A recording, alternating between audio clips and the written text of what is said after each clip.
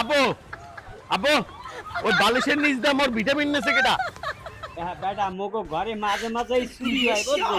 মুই সেই পরশু দিনকার কয়টা বিড়ি পিছিলাম, এই বিড়ি কয়টাতে এই বেঞ্জে গেল 6টা বিড়ি নাই।